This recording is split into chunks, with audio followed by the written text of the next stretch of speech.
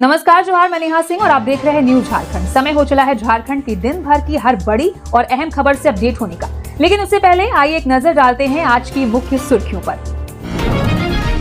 रांची में छात्र नेता देवेंद्र नाथ महतो को झंडा फहराने से रोका, अस्पताल में पुलिस से हुई धक्का मुक्की।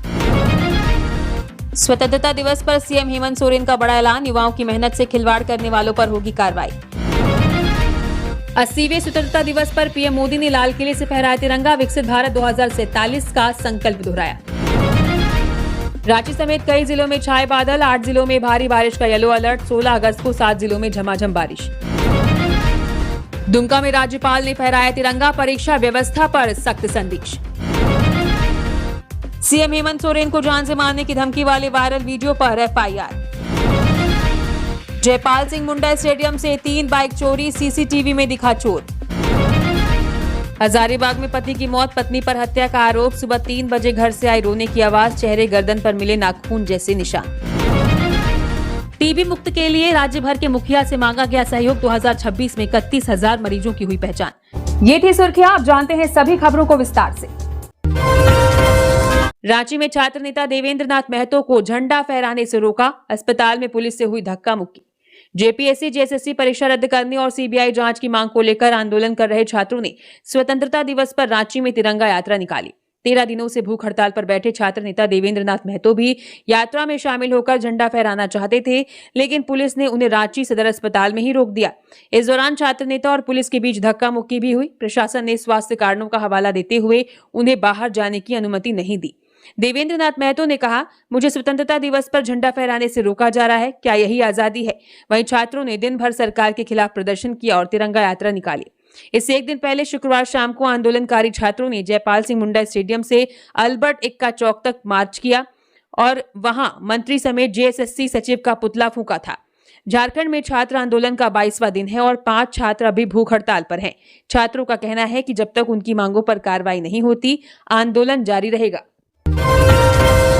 स्वतंत्रता दिवस पर सीएम हेमंत सोरेन का बड़ा ऐलान, युवाओं की मेहनत से खिलवाड़ करने वालों पर होगी कार्रवाई। रांची के मोरहाबादी मैदान में 80वें स्वतंत्रता दिवस का मुख्य समारोह पूरे उत्साह के साथ आयोजित किया गया।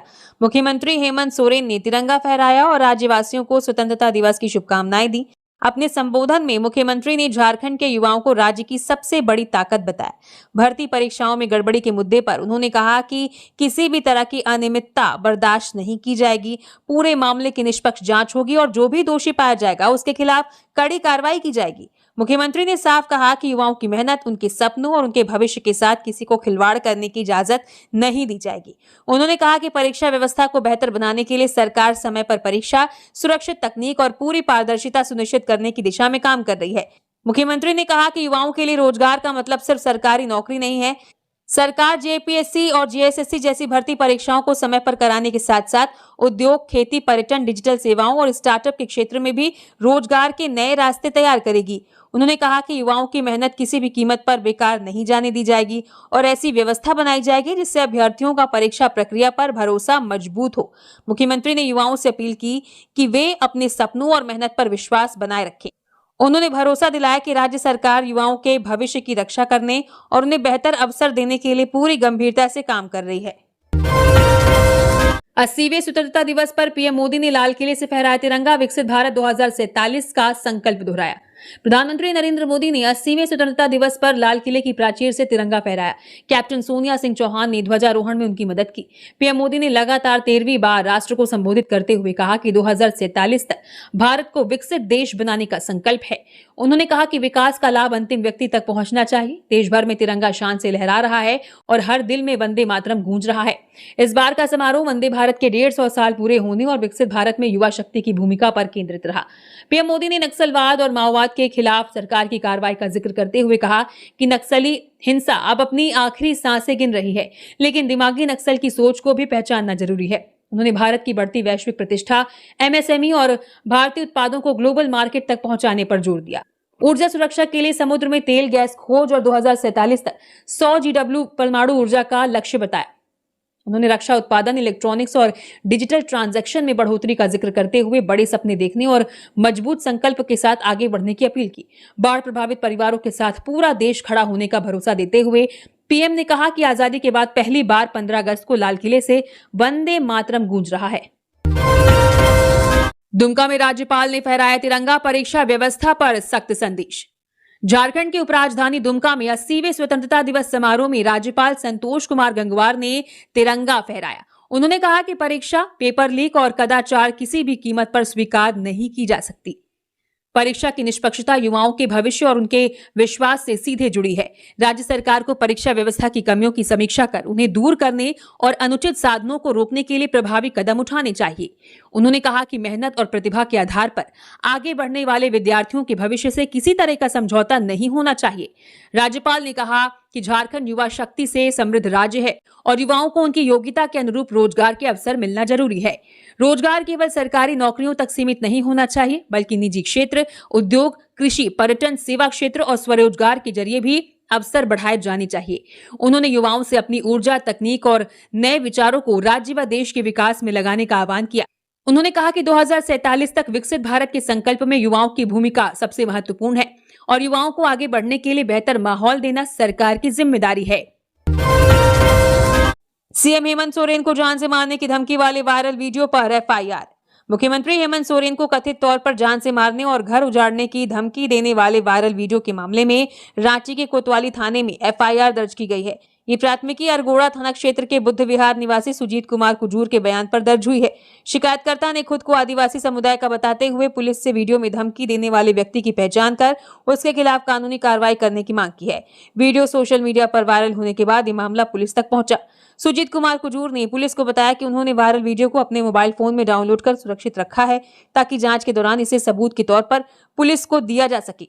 उन्होंने अपने आवेदन के साथ फेसबुक पर वायरल वीडियो का लिंक भी पुलिस को उपलब्ध कराया है। अब पुलिस वायरल वीडियो की जांच कर ये पता लगाने में जुटी है कि वीडियो में धमकी देने वाला व्यक्ति कौन है, वीडियो कब और कहां बनाया गया है और इसे सोशल मीडिया पर किस तरह फैलाया गया। पुलिस मामले में आगे की कानूनी कार्रवाई कर रही है। रांची समेत कई जिलों में छाए बादल, 8 जिलों में भारी बारिश का येलो अलर्ट। 16 अगस्त को 7 जिलों में झमाझम बारिश। झारखंड में आज रांची समेत कई जिलों में बादल छाए रहे और कहीं कहीं हल्की बारिश भी हुई। वहीं गढ़वा, पलामू, चतरा, गुमला, खूंटी, सिमडेगा, पश्चिमी सिंहभूम और पूर्वी सिंहभूम में भारी बारिश और वज्रपात को लेकर येलो अलर्ट जारी किया गया है। सिमडेगा, पश्चिमी सिंहभूम, पूर्वी सिंहभूम और सरायकेला खरसावा में भी मध्यम से भारी बारिश की चेतावनी है। बंगाल की खाड़ी में बने निम्न दबाव के कारण राज्य में बारिश का दौर जारी है। 16 अगस्त को गढ़वा, पलामू, चतरा, लातेहार, लोहरदगा, गुमला और सिमडेगा में भारी बारिश के साथ वज्रपात और तेज हवा चलने की संभावना है। मौसम विभाग के अनुसार 17 अगस्त को पलामू, चतरा, हजारीबाग, सिमडेगा, पश्चिमी सिंहभूम, पूर्वी सिंहभूम और सरायकेला खरसावा में भारी बारिश हो सकती है, जबकि 18 अगस्त को भी कई जिलों में बारिश की संभावना है। इसके बाद मौसम साफ होने का अनुमान है। शुक्रवार को रांची के कांके में 12 घंटे में 46 मिमी बारिश दर्ज हुई, जबकि रांची का अधिकतम तापमान 5.4 डिग्री गिरकर 26 डिग्री सेल्सियस पहुंच गया। 1 जून से 14 अगस्त तक झारखंड में सामान्य से 18% कम बारिश हुई है। रांची में ये कमी 2% रही, जबकि पश्चिमी सिंहभूम में सामान्य से 32% अधिक बारिश दर्ज की गई। पहले रमेश, अब रितेश। कुजू फर्नेस ब्लास्ट में दूसरी मौत, इलाज को लेकर स्वजनों का हंगामा। रामगढ़ के कुजू स्थित Shriram power and steel plant में 9 अगस्त को हुए फर्नेस ब्लास्ट में गंभीर रूप से घायल रितेश कुमार राणा की शुक्रवार देर शाम रांची के देवकमल अस्पताल में इलाज के दौरान मौत हो गई। हादसे में इससे पहले रमेश ठाकुर की भी मौत हो चुकी है, जिससे मृतकों की संख्या 2 हो गई। हादसे में करीब 9 कर्मी घायल हुए थे। रितेश की मौत के बाद उनके स्वजन और ग्रामीणों का आक्रोश बढ़ गया। बेहतर इलाज की मांग को लेकर स्वजन और ग्रामीण प्लांट परिसर पहुंचे और हंगामा करते हुए प्रबंधन पर गंभीर घायलों को एयर एम्बुलेंस से मुंबई के बन अस्पताल भेजने का आश्वासन पूरा नहीं करने का आरोप लगाया। आक्रोशित लोगों ने प्लांट में तोड़फोड़ की और बंद करने की चेतावनी दी, जिसके बाद कर्मी बाहर निकल गए। सूचना पर कुजू पुलिस पहुंची और लोगों को समझाकर शांत कराया। प्रबंधन से फोन पर बातचीत कर उचित कार्रवाई का आश्वासन दिया गया। रितेश की मौत के बाद अन्य घायल कर्मियों के स्वजन भी उनके बेहतर इलाज को लेकर चिंतित हैं। कोडरमा में मिलावटी मिठाइयों पर चला प्रशासन का डंडा, कई प्रतिष्ठानों पर कार्रवाई। कोडरमा के झुमरी तिलैया में खाद्य सुरक्षा पदाधिकारी और टोबैको कंट्रोल सेल की संयुक्त टीम ने करीब 25 खाद्य प्रतिष्ठानों व फूड स्टॉल की जांच की। अजंता स्वीट्स में अखाद्य रंग वाली जलेबी, बालूशाही और मिलावटी मिल्क केक मिलने पर नष्ट कराया गया। गुप्ता मिष्ठान के मिलावटी लड्डू भी नष्ट किए गए, जबकि बजरंगी मिष्ठान में नियमों का उल्लंघन मिला। लखनवी 2.0 रेस्टोरेंट की रसोई में गंदगी और बासी चिकन मिलने पर उसे भी नष्ट कराया गया। जांच के दौरान पनीर, खोआ, मिठाई, चाट, छोले और चटनी की जांच हुई। संचालकों को मिलावट से बचने और तय मात्रा में फूड कलर इस्तेमाल करने का निर्देश दिया गया। खुदरा पट्टी की किराना दुकानों में फूड लाइसेंस नहीं मिला और 7 दिनों में आवेदन करने को कहा गया। बर्नवाल किराना दुकान से 5 किलो मिलावटी हल्दी मिलने पर उसे नष्ट कर नोटिस दिया गया। 4 दुकानों पर खुले में सिगरेट और गुटखा बेचने पर जुर्माना लगाया गया। दुकानदारों को 100 मीटर के दायरे में तंबाकू बिक्री पर रोक और चेतावनी पोस्टर लगाने का निर्देश दिया गया। 80वें स्वतंत्रता दिवस पर झारखंड के कर्मवीरों का सम्मान, मुख्यमंत्री ने प्रदान किए प्रशस्ति पत्र और पदक। 80वें स्वतंत्रता दिवस के राजकीय समारोह में मुख्यमंत्री ने बेहतर काम करने वाले पुलिस अधिकारियों और जवानों को प्रशस्ति पत्र और पदक देकर सम्मानित किया। सबसे पहले परेड के फर्स्ट इन कमांड आईपीएस अधिकारी Raghavendra Sharma, second in command Anish Momit Kujur और ओडिशा पुलिस के प्लाटून कमांडर दीपक बावरी को सम्मानित किया गया। इसके बाद सराहनीय सेवा के लिए कई पुलिस अधिकारियों और जवानों को पदक दिए गए। सम्मान पाने वालों में पुलिस विभाग के कई अधिकारी, हवलदार और महिला पुलिसकर्मी शामिल रहे। समारोह में जैप 1 रांची के हवलदार कैलाश कुमार श्रेष्ठ को विशिष्ट सेवा के लिए राष्ट्रपति पदक दिया गया। वहीं पुलिस निरीक्षक विनय कुमार, आरक्षी वेद प्रकाश महतो और आरक्षी रामचंद्र कुमार महतो को वीरता पदक से सम्मानित किया गया। मुख्यमंत्री ने सभी सम्मानित पुलिसकर्मियों को बधाई दी और कहा कि राज्य की सुरक्षा और विकास में इन कर्मवीरों का योगदान बेहद महत्वपूर्ण है। सम्मान मिलने पर समारोह में मौजूद लोगों ने तालियों के साथ उनका उत्साह बढ़ाया। हजारीबाग में पति की मौत, पत्नी पर हत्या का आरोप। सुबह 3 बजे घर से आई रोने की आवाज, चेहरे गर्दन पर मिले नाखून जैसे निशान। हजारीबाग के चाक थाना क्षेत्र के बोंगा गांव में 40 साल के वीरेंद्र प्रजापति की संदिग्ध हालत में मौत हो गई। परिवार वालों ने उसकी पत्नी संजू देवी पर हत्या का आरोप लगाया है। पुलिस ने संजू देवी को हिरासत में लेकर पूछताछ शुरू कर दी है। परिवार के अनुसार शुक्रवार रात वीरेंद्र अपनी पत्नी के साथ कमरे में सोया था। शनिवार सुबह करीब 5:30 बजे अचानक उसकी तबीयत खराब होने की जानकारी मिली। इसके बाद परिवार और आसपास के लोग मौके पर पहुंचे।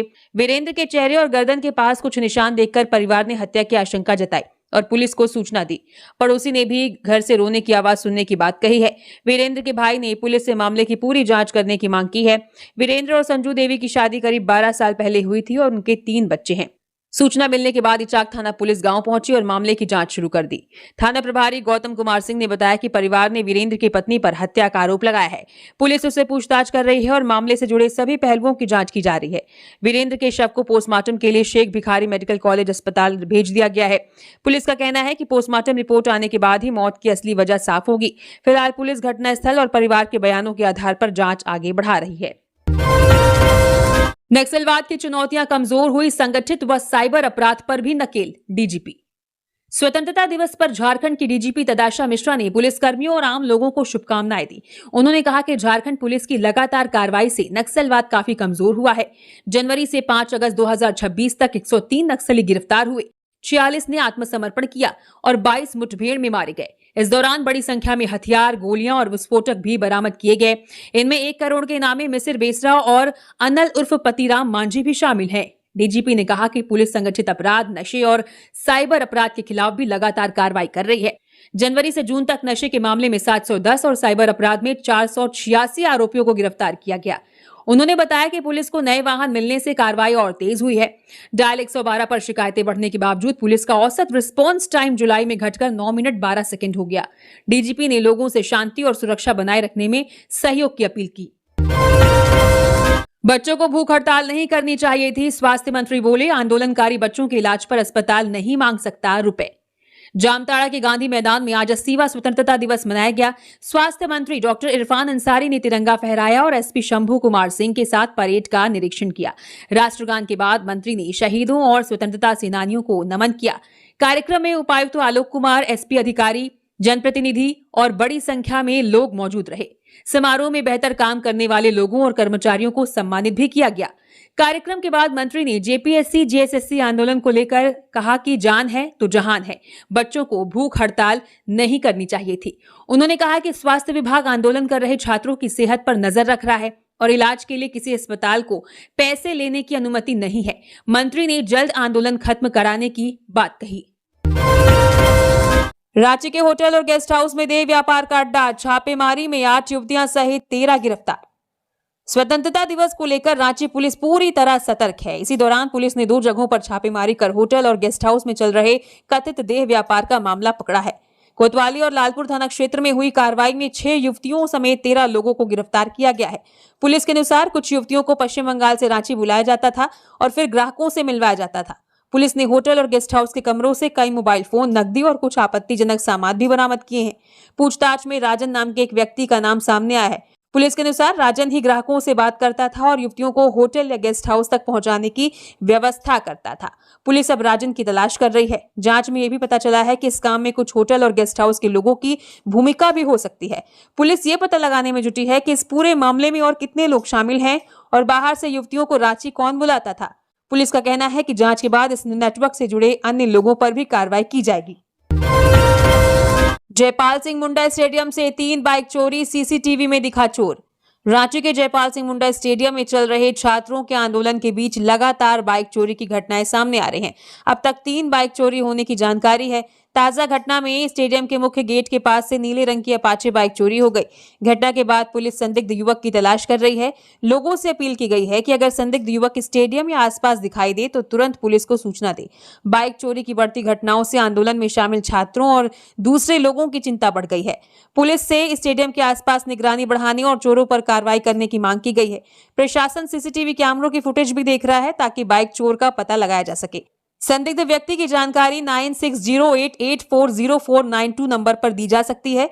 लोगों से कहा गया है कि संदिग्ध को खुद पकड़ने या उसके साथ मारपीट करने के बजाय सीधे पुलिस को सूचना दे। टीबी मुक्त के लिए राज्य भर के मुखिया से मांगा गया सहयोग। 2026 में 31,000 मरीजों की हुई पहचान। झारखंड को टीबी मुक्त बनाने के लिए स्वास्थ्य विभाग ने अभियान तेज कर दिया है। राष्ट्रीय स्वास्थ्य मिशन के अभियान निदेशक शशि प्रकाश झा ने राज्य के सभी मुखियाओं और पंचायत प्रतिनिधियों से इस अभियान में सहयोग करने की अपील की है। गांव और वार्डों में आधुनिक हाथ से चलने वाली एक्सरे मशीन से जांच की जा रही है ताकि बिना लक्षण वाले टीबी मरीजों की भी पहचान हो सके। साल 2025 में राज्य में 67,049 टीबी मरीज मिले थे, जबकि जनवरी से जून 2026 तक करीब 31,000 मरीजों की पहचान कर उनका मुफ्त इलाज किया गया। अब तक राज्य की 455 पंचायतों को टीबी मुक्त घोषित किया जा चुका है। अभियान निदेशक ने पंचायत प्रतिनिधियों से अपने क्षेत्र के टीबी मरीजों पर नजर रखने और उन्हें समय पर जांच व इलाज दिलाने में मदद करने को कहा है। उन्होंने लोगों से निक्षय मित्र बनकर टीबी मरीजों को पोषण सहायता देने की अपील की। हर महीने की 24 तारीख को स्वास्थ्य केंद्रों पर टीबी की जांच और जरूरत पड़ने पर टेलीमेडिसिन की सुविधा भी उपलब्ध है। स्वास्थ्य विभाग ने मरीजों से इलाज बीच में नहीं छोड़ने और नियमित जांच व दवा लेने की अपील की है। जेपीएससी जेएसएससी स्कैम, एएसओ को 5 लाख देकर टीडीपीएल ने लिया था काम। सीआईडी के समक्ष अभय का बड़ा बयान। जेपीएससी जेएसएससी परीक्षाओं में गड़बड़ी की जांच कर रही सीआईडी को टीडीपीएल कंपनी के जेएसएससी में इम्पैनलमेंट को लेकर अहम जानकारी मिली है। जांच के मुताबिक टीडीपीएल ने कथित तौर पर रिश्वत देकर जेएसएससी में अपना इम्पैनलमेंट कराया और इसके बाद परीक्षा संचालन का टेंडर हासिल किया। सीआईडी की पूछताछ में टीडीपीएल के मार्केटिंग मैनेजर अभय ने दावा किया कि कंपनी की ओर से जेएसएससी के एक एसओ प्रेम कुमार को 5 लाख रुपए दिए गए थे। अभय के मुताबिक प्रेम कुमार की मदद से ही कंपनी का इम्पैनलमेंट कराया गया था और उसे काम मिला। अभय ने यह भी बताया कि टीडीपीएल ने इस काम के लिए उसे कुल 10 लाख रुपए दिए थे, जिसमें से 5 लाख रुपए उसने अपने पास रखे और बाकी 5 लाख प्रेम कुमार को दी। पूछताछ में अभय ने 2023 में जेएसआर एजेंसी के जरिए भी काम दिलाने और इम्पैनलमेंट कराने की बात कही है। टीडीपीएल के निदेशक रामवीर सिंह ने भी सीआईडी को दिए बयान में कहा कि अभय ने जेएसएससी में कंपनी को काम दिलाने में मदद की थी। मामले में सीआईडी ने अभय और रामवीर सिंह को गिरफ्तार कर लिया है और दोनों फिलहाल न्यायिक हिरासत में हैं। गौरतलब है कि साल 2025 में जेएसएससी ने टीडीपीएल को प्रतिबंधित कर दिया था। लोहरदगा में शान से लहराया तिरंगा। मंत्री शिल्पी नेहा तिर्की ने किया ध्वजारोहण। स्वतंत्रता दिवस पर लोहरदगा के बलदेव साहू स्टेडियम में भव्य समारोह आयोजित हुआ। कृषि एवं पशुपालन मंत्री शिल्पी नेहा तिर्की ने राष्ट्रीय ध्वज फहराकर तिरंगे को सलामी दी। राष्ट्रगान के दौरान पूरा स्टेडियम देशभक्ति के रंग में रंग गया। मंत्री ने स्वतंत्रता सेनानियों और वीर शहीदों को नमन करते हुए कहा कि उनके त्याग और बलिदान की वजह से देश आजाद है और उनके सपने को साकार करना सभी की जिम्मेदारी है। उन्होंने ग्रामीण विकास, कृषि, पशुपालन, शिक्षा और स्वास्थ्य समेत सरकार की विभिन्न योजनाओं की जानकारी देते हुए कहा कि सरकार समाज के अंतिम व्यक्ति तक विकास का लाभ पहुंचाने के लिए प्रतिबद्ध है। समारोह में उपायुक्त संदीप कुमार मीणा, पुलिस अधीक्षक सादिक अनवर रिजवी, डीडीसी राज महेश्वरम, एसडीओ अमित कुमार समेत कई अधिकारी मौजूद रहे। बड़ी संख्या में पुलिसकर्मी, जनप्रतिनिधि, छात्र छात्राएं और आम नागरिक भी समारोह में शामिल हुए।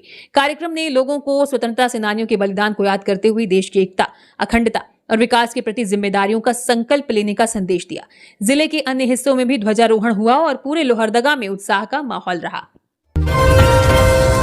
जामताड़ा में कांवड़ियों पर भीड़ का हमला, गाड़ी पर पथराव, पुलिस ने सुरक्षित निकाला।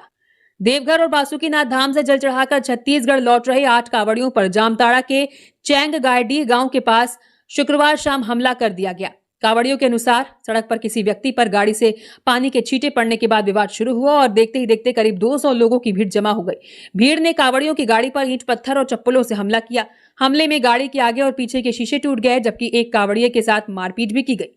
जान बचाने के लिए सभी कांवड़िया गाड़ी छोड़कर पास में एक घर में छिप गए और वहां से जामताड़ा पुलिस को सूचना दी। सूचना मिलते ही पुलिस की टीम मौके पर पहुंची और सभी 8 कांवड़ियों को सुरक्षित थाने ले गई। घटना के बाद एसडीओ और एसडीपीओ भी थाने पहुंचे और मामले की जांच शुरू कर दी। इलाके में तनाव को देखते हुए पुलिस स्थिति पर नजर बनाए हुए है। गिरिडीह में मंत्री सुदेव सोनू ने फहराया तिरंगा, झंडा मैदान में हुआ मुख्य समारोह, स्वतंत्रता सेनानियों को किया नमन। गिरिडीह के ऐतिहासिक झंडा मैदान में आज 80वां स्वतंत्रता दिवस धूमधाम से मनाया गया। जिला स्तरीय मुख्य समारोह में झारखंड सरकार के मंत्री सुदेव कुमार सोनू ने तिरंगा फहराया और परेड की सलामी ली। राष्ट्रगान के बाद पूरा मैदान देशभक्ति के माहौल में नजर आया। मंत्री ने जिले वासियों को स्वतंत्रता दिवस की शुभकामनाएं दी और आजादी के लिए बलिदान देने वाले शहीदों को याद किया। उन्होंने कहा कि शहीदों की कुर्बानी की वजह से ही आज हम आजाद देश में रह रहे हैं। सरकार शिक्षा, स्वास्थ्य, रोजगार और विकास के लिए लगातार काम कर रही है। कार्यक्रम में उपायुक्त रामनिवास यादव, एसपी डॉक्टर बिमल कुमार समेत अधिकारी, जनप्रतिनिधि और बड़ी संख्या में शहरवासी मौजूद रहे। समारोह में स्कूली बच्चों और पुलिस जवानों ने मार्च पास्ट किया। बच्चों ने देशभक्ति गीत और सांस्कृतिक कार्यक्रम भी प्रस्तुत किए, जिसे लोगों ने खूब पसंद किया। कार्यक्रम के अंत में अच्छा काम करने वाले लोगों और बेहतर प्रदर्शन करने वाले प्रतिभागियों को मंत्री सुदेव कुमार सोनू ने शॉल और प्रशस्ति पत्र देकर सम्मानित किया। सुरक्षा के बीच पूरा कार्यक्रम शांतिपूर्ण तरीके से संपन्न हुआ और झंडा मैदान में देर तक देशभक्ति का माहौल बना रहा। रांची में चोरों का आतंक, एक साथ 6 दुकानों में चोरी, जांच में जुटी पुलिस। राजधानी रांची में एक बार फिर चोरों ने पुलिस की सुरक्षा व्यवस्था को चुनौती दी है। जगन्नाथपुर थाना क्षेत्र में चोरों ने एक साथ 6 दुकानों को निशाना बनाया। चोरों ने कुछ दुकानों के ताले तोड़े, जबकि कुछ जगहों पर एस्बेस्टस की छत तोड़कर अंदर प्रवेश किया और चोरी की वारदात को अंजाम दिया। एक साथ कई दुकानों में चोरी की घटना सामने आने के बाद इलाके में हड़कंप मच गया। घटना की जानकारी मिलते ही पुलिस मौके पर पहुंची और आसपास की दुकानों की जांच शुरू कर दी। पुलिस अब ये पता लगाने में जुटी है कि चोर कौन थे और चोरी में कितना सामान और नकदी ले गए हैं। वहीं स्थानीय लोगों का कहना है कि इलाके में पिछले कुछ दिनों से चोरी की घटनाएं बढ़ी हैं, जिससे दुकानदारों में डर का माहौल है। चतरा में बिजली संकट से हाहाकार, 24 में 18 घंटे चल रही आंख मिचौली। चतरा जिले में उमस भरी गर्मी के बीच बिजली की लगातार कटौती से लोगों की परेशानी बढ़ गई है। शहर के कई इलाकों में दिन रात बार बार बिजली काटी जा रही है और लोगों को कुछ घंटे ही ठीक से बिजली मिल पा रही है। इससे घरों के काम, पानी की व्यवस्था, बच्चों की पढ़ाई और दुकानों का काम प्रभावित हो रहा है। लोगों का कहना है कि कभी मेंटेनेंस तो कभी लोड शेडिंग के नाम पर घंटों बिजली बंद रहती है और बिजली आने के बाद फिर कटौती शुरू हो जाती है। पंखे, कूलर बंद रहने से बच्चों और बुजुर्गों को भी गर्मी में काफी परेशानी हो रही है। बिजली की समस्या को लेकर स्थानीय लोगों और समाज सेवियों में नाराजगी बढ़ रही है। उन्होंने जिला प्रशासन और बिजली विभाग से जल्द व्यवस्था सुधारने, बिजली कटौती का समय पहले बताने और मेंटेनेंस की सही जानकारी देने की मांग की है। वहीं बिजली विभाग के अधिकारियों का कहना है कि बिजली की मांग और उपलब्धता में अंतर, लंबी ट्रांसमिशन लाइन और बार बार लाइन ड्रिप होने जैसी तकनीकी वजहों से समस्या आ रही है। विभाग का कहना है कि जरूरी मेंटेनेंस के बाद बिजली आपूर्ति को बेहतर बनाने का प्रयास किया जा रहा है। पलामू पुलिस लाइन में स्वतंत्रता दिवस का भव्य समारोह, वित्त मंत्री ने फहराया तिरंगा। देश के 80वें स्वतंत्रता दिवस पर पलामू पुलिस लाइन स्टेडियम में मुख्य समारोह आयोजित हुआ। वित्त मंत्री राधा कृष्ण किशोर ने ध्वजारोहण कर तिरंगे को सलामी दी। इस दौरान स्टेडियम देशभक्ति के नारों से गूंज उठा। कार्यक्रम में पलामू उपायुक्त दिलीप प्रताप सिंह शेखावत, एसपी कपिल चौधरी, डीआईजी कौशल किशोर और आयुक्त कुमुद सहाय समेत कई अधिकारी मौजूद रहे। पुलिस जवानों ने परेड कर मुख्य अतिथि को सलामी दी। वित्त मंत्री ने स्वतंत्रता सेनानियों और शहीदों को नमन करते हुए कहा कि आजादी के साथ देश और समाज के प्रति जिम्मेदारी भी जुड़ी है। समारोह में जिले के विकास, कानून व्यवस्था और जन कल्याण से जुड़े मुद्दों पर भी जोर दिया गया। उत्कृष्ट कार्य करने वाले पुलिसकर्मियों और बेहतर प्रदर्शन करने वाले लोगों को सम्मानित किया गया। अधिकारियों, जवानों और आम लोगों ने राष्ट्र की एकता और अखंडता बनाए रखने का संकल्प लिया। इस दौरान वित्त मंत्री ने जिले वासियों को स्वतंत्रता दिवस की शुभकामनाएं दी। नेतरहाट में इस बार भी पुरानी नियमावली से नामांकन, बालिकाओं का नहीं होगा दाखिला। लातेहार के नेतरहाट आवासीय विद्यालय में इस बार भी पुराने नियम से ही कक्षा 6 में दाखिला होगा। सरकार ने नई नियमावली बनाई है, लेकिन मामला कोर्ट में होने के कारण इसे अभी लागू नहीं किया गया है। इसलिए इस साल भी सिर्फ लड़कों का ही दाखिला होगा। नई नियमावली लागू होने के बाद स्कूल की कुल सीटों में 33% सीटें लड़कियों के लिए रखी जाएंगी। फिलहाल कोर्ट के आदेश पर बनी अस्थायी कमेटी स्कूल का काम संभाल रही है। कक्षा 6 में दाखिले के लिए ऑनलाइन आवेदन 24 सितंबर तक किए जा सकेंगे। प्रवेश परीक्षा 22 नवंबर को प्रमंडल मुख्यालयों में होगी। प्रारंभिक और मुख्य परीक्षा एक ही दिन होगी। दोनों परीक्षाएं 100 अंकों की होंगी। पहले परीक्षा के आधार पर 500 बच्चों को मुख्य परीक्षा के लिए चुना जाएगा। इसके बाद 150 बच्चों का चयन होगा और जांच के बाद इनमें से 100 बच्चों को अंतिम रूप से स्कूल में दाखिला मिलेगा। सरायकेला में शान से लहराया तिरंगा, डीसी ने गिनाई विकास और सुरक्षा की उपलब्धियां। सरायकेला के भगवान बिरसा मुंडा स्टेडियम में जिला स्तरीय स्वतंत्रता दिवस समारोह उत्साह और देशभक्ति के माहौल में आयोजित हुआ। उपायुक्त नीतीश कुमार सिंह ने तिरंगा फहराकर परेड की सलामी ली। पुलिस अधीक्षक मनोज स्वर्गियारी ने उनकी अगवानी की। वंदे मातरम और राष्ट्रगान के सामूहिक गायन के साथ समारोह की शुरुआत हुई। डीसी ने अमर शहीदों को नमन करते हुए भगवान बिरसा मुंडा, सिद्धू कान्हू, चांद भैरव और पोटो हो के योगदान को याद किया। अपने संबोधन में डीसी ने कहा कि प्रशासन का लक्ष्य सरकारी योजनाओं का लाभ समाज के अंतिम व्यक्ति तक पहुंचाना है।